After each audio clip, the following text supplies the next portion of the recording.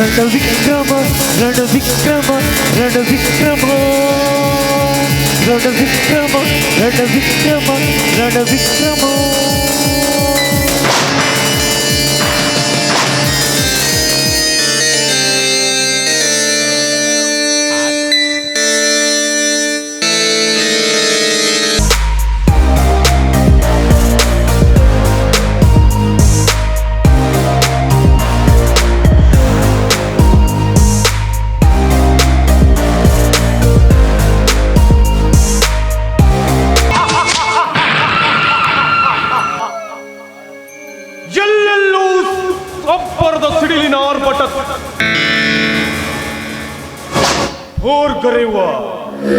ಬೋರ್ಗರೆಯುವ ರಭಸದ ಅಲೆಯಲ್ಲಿ ಬಿರುಕು ಬಿಟ್ಟಿದೆ ಭೂಮಿ.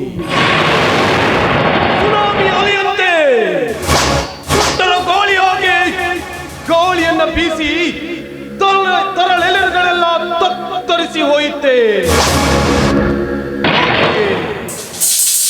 ಹಾಗೆಯೇ ಈ ಆದಿರಾಜನ ದರ್ಪದ ದಬ್ಬಾಳಿಕೆಗೆ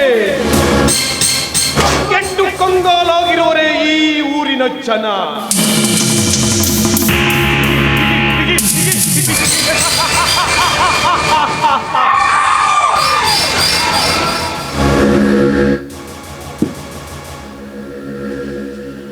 ಈ ಆದಿರಾಜನ ಮೊದಲ ಗುರಿ ಸಿದ್ಧಾರ್ಥ್ ಮತ್ತು ಸಿತಾರನ್ನ ಕೊಲೆ ಮಾಡಿ ಅವರ ಸರ್ವಾಸ್ತಿಯನ್ನ ನಾನು ಕಬಳಿಸಿಕೊಳ್ಳಲೇಬೇಕು. ತದನಂತರ ನನ್ನ ಪಾರ್ಟ್ನರ್ ಆಗಿ ಬಂದಂತ ಆ ರುದ್ರ ಪ್ರತಾಪ ಅವನನ್ನ ನನ್ನ ಮನಬದಂತೆ ಬಳಸಿಕೊಂಡು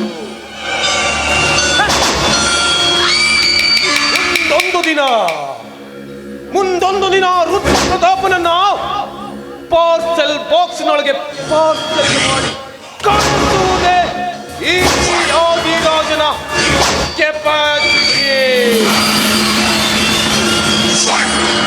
ಈ ಆದಿರಾಜ ಕಾಂತನಿಗೆ ಕಾಲಿಟ್ಟ ಅಂತಂದ್ರೆ ಅಲ್ಲಿ ನಾಂದಿಯ ಓಂಕಾರ.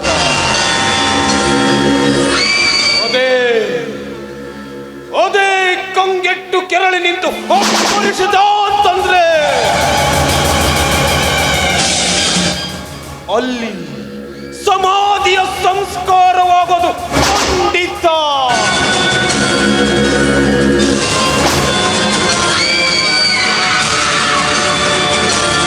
ಏನು ಪಾರ್ಟ್ನರ್ ಅರ್ಜೆಂಟ್ ಆಗಿ ಬರೋ ಹೇಳಿದ್ದು ಏನಿ ಸ್ಪೆಷಲ್? ಉತ್ತರ ಪ್ರತಾಪ್, ಕೆಲಸ ಇದ್ದೇನೆ ನನ್ನ. ಅದೇನಪ್ಪ ಅಂತಂದ್ರೆ ಮುಂದಿನ ವಾರ ನಮ್ಮ ಪೋರ್ಟ್ ಅಲ್ಲಿ ಪಾರ್ಸಲ್ಗಳು ಬರೋದಿದೆ. ಅದು ರಷ್ಯಾ ಆಫ್ರಿಕಾದಿಂದ. ಮೊದಲಿಗೆ ಸರ್ಫರಾಜ್ ಬೇರೆ ಊರಿನಲ್ಲಿಲ್ಲ, ಹಾಗಾಗಿ ಎಲ್ಲ ಜವಾಬ್ದಾರಿ ನಿನ್ನದೇ. ನೀವು ನನಗೆ ಬಿಡಿ, ನೀವು ನೆಮ್ಮದಿಯಿಂದಿರಿ. ನನ್ನ ಕೈ ಚಳಕ ಹೇಗೆ ಅಂತ ನಿಮ್ಗೆ ತುಂಬಾ ಚೆನ್ನಾಗಿ ಗೊತ್ತಿದೆ ಸರ್ಫರಾಜ್. ಆದ್ರೂ ಆ ಪಿಸಿಯಿಂದ ಸ್ವಲ್ಪ ಹುಷಾರಾಗಿರ್ಬೇಕಲ್ವೇ? Okay partner. ನೋಡು, ನಾನು ಈ ವಾರ ಮುಂಬೈಗೆ ಹೋಗ್ಬೇಕಾಗಿದೆ. ಯಾವುದೇ ಕೆಲಸವನ್ನು ಮಾಡ್ಬೇಕಾದ್ರೂ ಹುಷಾರಾಗಿ ಮಾಡುವಂತ ತಿಳಿಸಿ ಹೋಗೋಣ ಅಂತ ನಿನ್ನನ್ನು ಕರೆದಿದ್ದು. ನಾನು ಬರ್ತೇನೆ ಪಾರ್ಟ್ನರ್. ಕೆಲಸ ಮಾತ್ರ ಪರ್ಫೆಕ್ಟ್ ಆಗಿರ್ಲಿ.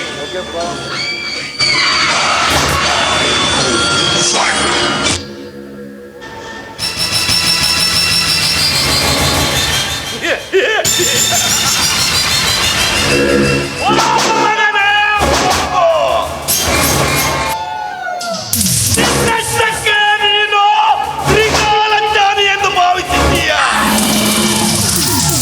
ನೀನು ಮಾಡಲಿರುವ ತಿವಳಿ ಕೊಲೆಗಳ ಪ್ಲಾನ್ಗೆ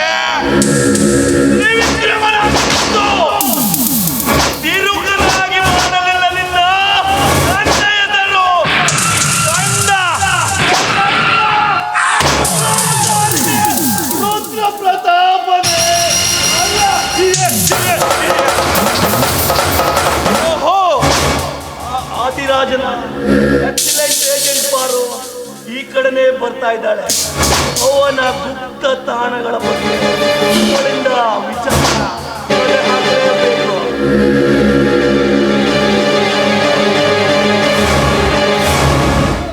ಹಾಯ್ ಬಾಸ್, ಏನು ಏಕಾಂಗಿಯಾಗಿ ನಿಂತಿದ್ದೀರಲ್ಲ? ಏಕಾಂಗಿಯಾಗಿ ಇದ್ದಾಗಲೇ ಬಿಸ್ನೆಸ್ ಬಗ್ಗೆ ಪ್ಲಾನ್ ಮಾಡ್ಲಿಕ್ಕೆ ಆಗೋದಿಲ್ಲ. ಓಹೋ, ಹಾಗೋ. ಏನೋ ನನ್ನೇ ನೆನಪಲ್ಲಂತ ನಿಂತಿದ್ದೀರಾ ಅನ್ಕೊಂಡಿದ್ದೆ. ಈಗಷ್ಟೇ ಆ ಆದಿರಾಜ ಮೀಟ್ ಆಗಿದ್ದ. ಮುಂದಿನ ವಾರವೇ ನಮ್ಮ ಮಾಲ್ ಬರ್ತಾ ಇದೆ ಅಂತೆ. ಎಲ್ಲ ಸಂಪೂರ್ಣ ಜವಾಬ್ದಾರಿ ನನ್ನದೇ. ನೀನು ರೆಡಿ ಆಗಿದ್ಯಾ ತಾನೆ? ಈ ಪಾರು ಬಗ್ಗೆ ತಮಗೆ ಡೌಟೇ ಬೇಡ, ನನ್ನ ಮೇಲೆ ನಂಬಿಕೆ ಇಡಿ. ಅದೇನು ಹೇಳಿ ಬಾಸ್? ಒಂದು ವಿಷಯ ಹೇಳಬೇಕಿತ್ತು. ಆ ಅಪ್ಪ ಮಗನಿಂದ ನಮ್ಗೆ ಯಾವತ್ತಿದ್ರು ತೊಂದರೆ ಗ್ಯಾರಂಟಿ. ಹಾಗಂತ ಅವರನ್ನ ಬೈಪಾಸ್ ಮಾಡಿ ನಾವಿಬ್ರು ಬಿಸ್ನೆಸ್ ಶುರು ಮಾಡೋಣ. ಹಾಗೆ ಇಬ್ಬರಿಗೂ 50-50 ಮಾಡ್ಕೊಳ್ಳೋಣ ಬಂದ್ ಲಾಭದಲ್ಲಿ. ಏನಂತೀಯ? 50-50ನಾ? ನೀವು ನನ್ನ ಗುಟ್ಟಿಗೆ ಹಾಕೊಂಡ್ರೆ 100% ನಮ್ದ. ಏನ್ ಯೋಚನೆ ಮಾಡ್ತಾ ಇದೀಯ? ನೋಡಿ ಬಾಸ್, ನನಗೇನೋ ಒಪ್ಪಿಗೆ ಇದೆ, ಆದರೆ ನಂದೊಂದು ಮಾತಿದೆ. ಅದಕ್ಕೆ ನೀವು ಒಪ್ಕೊಂಡ್ರೆ ಮಾತ್ರ. ಸದ್ಯ ಇವಳ ಮಾತಿಗೆ ಏನಂತ ಒಪ್ಕೊಳ್ಳೋದು ನಂಗೆ ಗೊತ್ತಾಗ್ತಿಲ್ಲ. ನಮ್ಮ ಮದುವೆ ದೇಶಕ್ಕೆ ಮಾಡ್ಕೊಂಡ್ರೆ ಮಾತ್ರ. ನಮ್ಮ ದೇಶಕ್ಕೆ ಹಾಗೂ ಇಲ್ಲೇ ಎಲ್ಲರಿಗೂ ನ್ಯಾಯ ಸಿಗಬೇಕಾದ್ರೆ ಇವಳ ಮಾತಿಗೆ ತಲೆ ಆಡಿಸ್ಲೇಬೇಕು. ನೋಡಿ ಬಾಸ್, ಏನೋ ವಿಚಾರ ಮಾಡ್ತಾ ಇದ್ದಾಗಿದೆ. ಏನಿಲ್ಲ ಪಾರು, ಅವರಿಬ್ಬರ ಸೀಕ್ರೆಟ್ ಜಾಗಗಳನ್ನ ನನಗೆ ಹೇಳಿದ್ರೆ ನಿನ್ನ ಮಾತಿಗೆ ನಾನು ಒಪ್ಕೊಳ್ತೀನಿ. ನೋಡಿ, ಸೀಕ್ರೆಟ್ ಜಾಗಗಳನ್ನೇನೋ ಹೇಳ್ತೀನಿ, ಅದೆಲ್ಲ ಮನೆಗೆ ಹೋಗ್ತಾ ಹೋಗ್ತಾ ಹೇಳ್ತೀನಿ. ಇವಾಗ ತಾನೇ ನಾವಿಬ್ರು ಒಂದಾಗಿದ್ದೇವೆ. ಒಂದು ಸಿಹಿ ಮುತ್ತು ಕೊಡುತ್ತಾ ಹಾಡೋಣ ಬನ್ನಿ. ಅಷ್ಟೇ ತಾನೇ?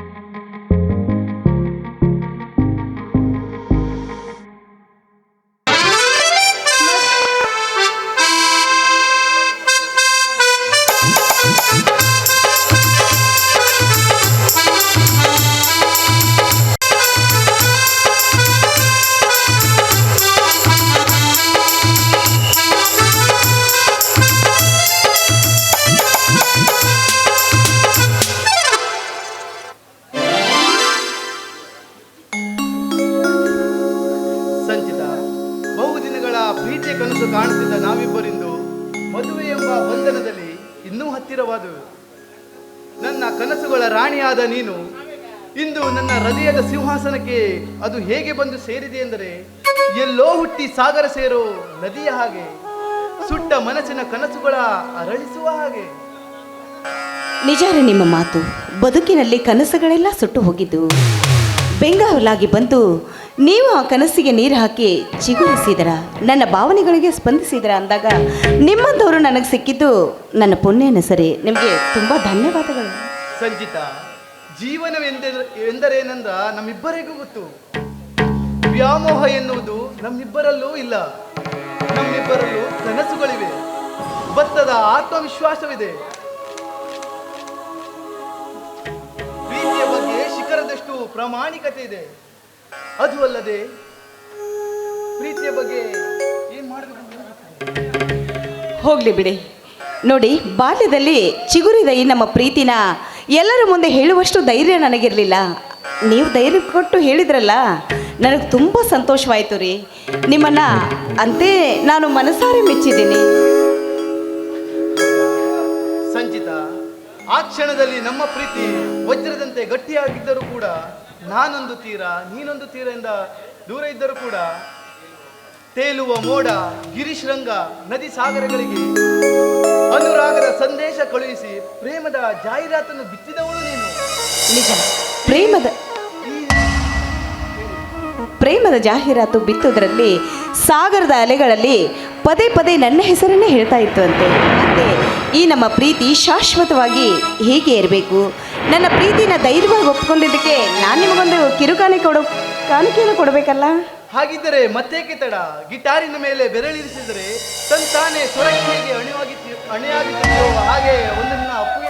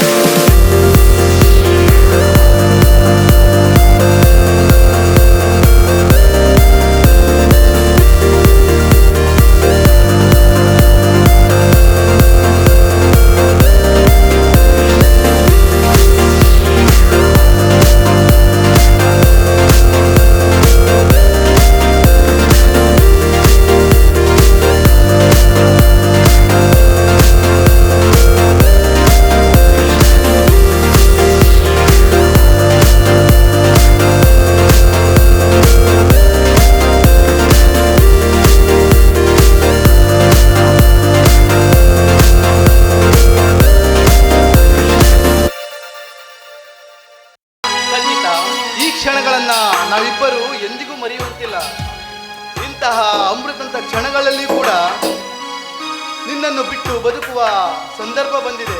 ಅದನ್ನು ಕೂಡ ನೀನು ತುಂಬ ಮನಸ್ಸಿನಿಂದಲೇ ಸ್ವೀಕರಿಸಬೇಕು. ಏನ್ರಿ ಏನ್ ಹೇಳ್ತಾ ನನಗೆ ಇದ್ದೆ? ನೀನು ಎಷ್ಟು ಮುಖ್ಯವೋ ಅಷ್ಟೇ ನನ್ನ ಕರ್ತವ್ಯವೂ ಕೂಡ. ಏನ್ರಿ ಏನು ಹೇಳ್ತಾ ಇದ್ದೀರಾ ನೀವು? ಅಲ್ಲ, ನಿಮ್ಮ ಈ ಜೀವನದಲ್ಲಿ ನನ್ನನ್ನು ಬಾಳ ಸಂಗಾತಿಯನ್ನಾಗಿ ಸ್ವೀಕರಿಸಿದ್ದೇ ದೊಡ್ಡದು. ಅಂಥದ್ದೇನು ಅಂತ ಹೇಳಬಾರ್ದೆ? 6 ತಿಂಗಳ ಕಾಲ ಗಣ ಸರ್ಕಾರವು ಸ್ಪೆಷಲ್ ಟ್ರೈನಿಂಗ್ ಆಫೀಸರ್ ಆಗಿ ಡೆಲ್ಲಿಗೆ ಕಳಿಸ್ತಿದ್ದಾರೆ. ಅದಕ್ಕೆ ನಿನ್ನ ಸಹಮತಿ? ಇದೇನ್ರಿ ನನ್ನ ಸನ್ಮತಿ ಕೇಳ್ತಾ ಇದ್ದಾರಲ್ಲ. ಕರ್ತವ್ಯವೇ ದೇವರು ಅಂತ ದುಡಿಯೋರು ನೀವು, ನಿಷ್ಠಾವಂತ ಪೊಲೀಸ್ ಅಧಿಕಾರಿ. ಈ ನಿಮ್ಮ ನಿಷ್ಠೆಗೆ ನಾನು ಯಾವತ್ತೂ ಅಡ್ಡಿ ಬರೋದಿಲ್ಲ ರೀ. ನಿಮ್ಮ ಸಂತೋಷನೇ ನನ್ನ ಸಂತೋಷ. ಸಂಚಿತ, ಮತ್ತೆ ಆದರೇನು ಉದ್ಗಾರವೇಕೆ? ಆದರೆ ನಿಮ್ಮನ್ನು ಬಿಟ್ಟು ನಾನು ಎಲ್ಲಿರೋದು ಅಂತ. ಓ, ನೀನು ಎಲ್ಲಿರೋದಂತನ? ಪ್ರೀತಿಯ ಸಂಭಾಷಣೆಯಲ್ಲಿ ನಿಮಗೆ ಒಂದು ವಿಷಯ ಹೇಳೋದನ್ನೇ ಮರ್ತ್ಬಿಟ್ಟೆ. ಈಗಲೇ ನಾವು ನಮ್ಮ ತಮ್ಮ ಸಿದ್ಧಾರ್ಥನ ಮನೆಗೆ ಹೊರಟಿದ್ದೇವೆ. ಯಾಕಂದ್ರೆ ಅವನಿಗೊಂದು ಸರ್ಪ್ರೈಸ್ ಕೊಡೋಣ ಅಂತ. ಏನು, ನಾವು ಸಿದ್ಧಾರ್ಥನ ಮನೆಗೆ ಈಗಲೇ ಹೋಗ್ಬೇಕಾ? ನಿನ್ನ ಚೆಲುವಿಗೆ ಯಾವ ಬಟ್ಟೆಗಿದ್ರು ಚೆನ್ನಾಗಿ ಕಾಣಿಸ್ತೀಯ. ಅಲ್ಲ ರೀ, ಇದೇ ಬಟ್ಟೆಯಲ್ಲಿ ಬೇಡ ಅಂತ ಮನೆಗೆ ಹೋಗಿ ಸ್ವಲ್ಪ ಬಟ್ಟೆ ಏನಾದರೂ ತೆಗೆದುಕೊಂಡು ಬರ್ತೀನಿ. ನಿನ್ನ ಚೆಲುವಿಗೆ ಯಾವ ಬಟ್ಟೆಗಾದ್ರೂ ಚೆನ್ನಾಗಿ ಕಾಣಿಸ್ತೀಯ. ನಿಮ್ಮ ಬಟ್ಟೆ ನಿಮ್ಮಣ್ಣ ಬ್ಯಾಗ್ ತುಂಬ ಬಟ್ಟೆಗಳನ್ನು ಪ್ಯಾಕ್ ಮಾಡಿ ಕಾರ್ ಕೂಡ ಬುಕ್ ಮಾಡಿ ನಮ್ಮದೇ ದಾರಿ ಕಾಯ್ತಿದ್ದಾನೆ. ಸರಿ ಆಯಿತು ಬಿಡಿ, ನಾನು ನೀವು ಬರೋವರೆಗೂ ಸಿದ್ಧಾರ್ಥನ ಮನೆಯಲ್ಲೇ ಇರ್ತೀನಿ. ನೋಡಿ, ಅವನನ್ನು ನಾನು ನನ್ನ ಮಗನಿಗಿಂತ ಹೆಚ್ಚಾಗಿ ನೋಡ್ಕೊಳ್ತೀನಿ. ಸರಿನಾ? ಹೋಗೋಣ.